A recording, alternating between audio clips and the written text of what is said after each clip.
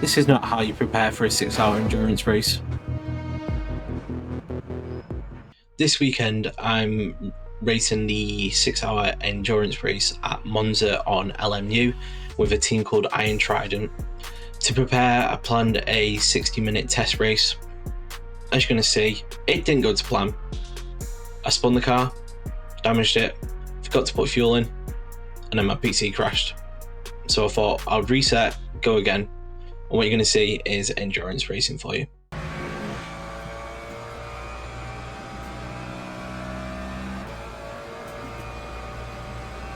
You joined me at the end of my qualifying lap. Wasn't the cleanest of qualifying this time. I'd done a few faster laps in practice earlier on. I finished with a 151.5, ended up qualifying P12, so not the end of the world, but not always the best for Monza, being in the mid-pack.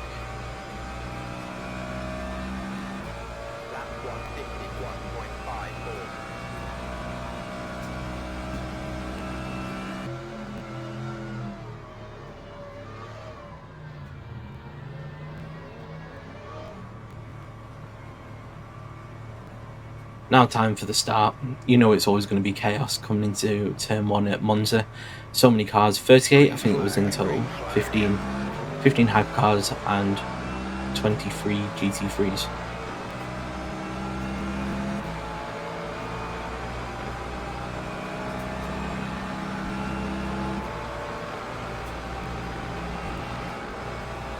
You have a bit of a let off the throttle at first before breaking into turn 1.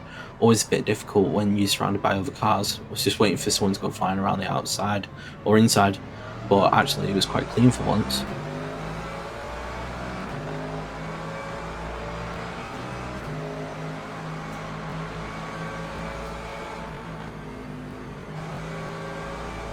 GT3s actually do really well to avoid the 2 hypercars for once. Normally someone's crashing into the back of them.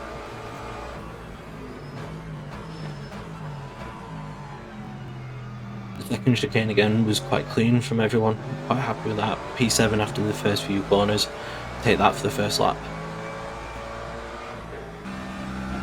And into lap 4 it settled down quite a bit, I had a bit of pressure from behind, but what you're about to witness is typical turn 1 Monza. So brake about 120 metres, the guy sends it down the inside, out of control, hits the front of my car, so I take it to the escape road. With him being slow out that chicane, 3 people got past him, which then I had to let past as well.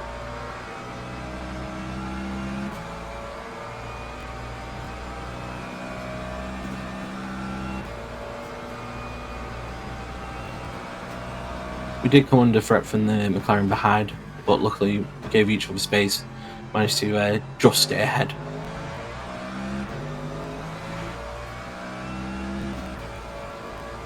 I'm going to be honest, I was driving a little bit annoyed after the previous overtake, but you know what happens when you take too much curve in Monza, you lose the back end. Tried to overcorrect it too much, and yeah, put it straight into the wall. Definitely can't be doing that on Saturday during the 6 hours, otherwise race over.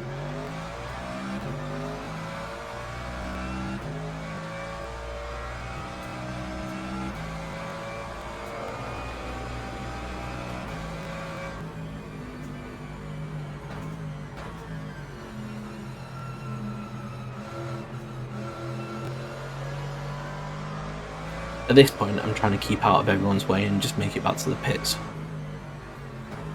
What you'll see in a sec is I start trying to change the pit stop, and I remember to repair the body, I just forget to add fuel.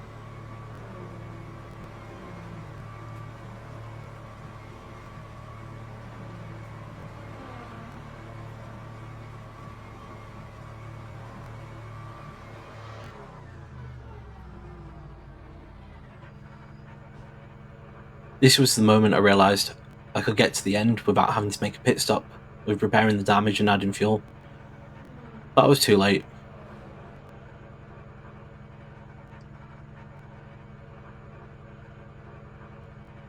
It had become a bit of a boring race, so we jump ahead to lap 13, coming into turn 1, and disaster strikes. PC crashes, race 1 over, so I thought, let's try again. Coming to Ascari. I always struggle with this corner, and I don't know why. track limits. Again, 1.3 seconds up.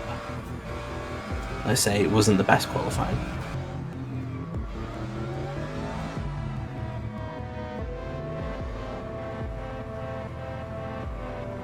Running to the start, starting P20, not the best, but at least there might not be carnage from behind.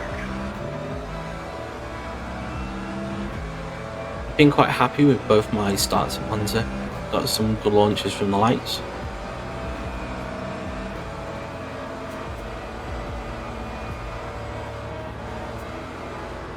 Porsches in front get a little bit close, bit of a nudge there.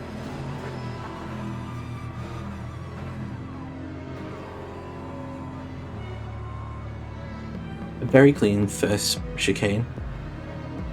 Why is it always hypercars that cause carnage at the starts for GT3s?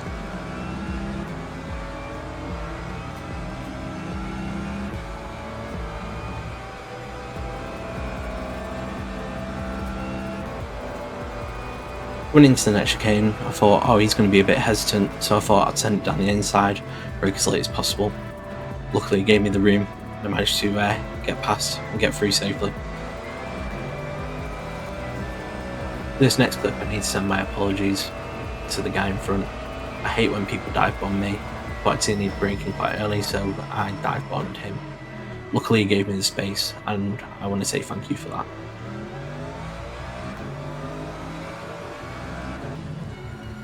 At this point, the hypercars started to catch us.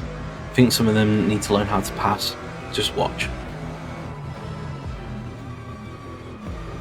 And then carnage of one car going sideways, one facing back towards us, and I came out with only rear damage, so I'll take that.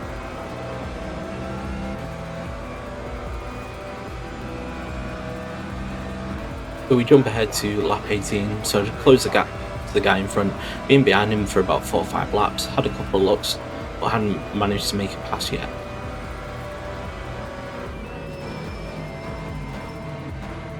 Went into the first chicane, braked quite well, hit the first apex, hit the second apex. I just got a bit throttle happy. Managed to catch the spin.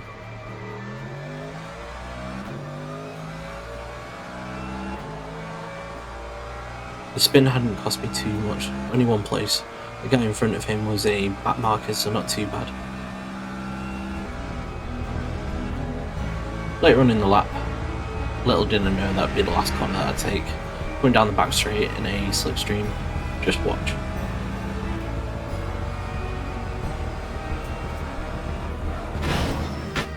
Stationary car on the back straight. Don't know why the guy in front decided to go into the back of him, but it felt like we were rolling for ages.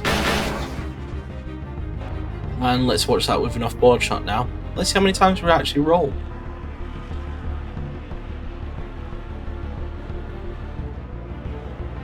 If someone did that in the Olympics, I'd be proud.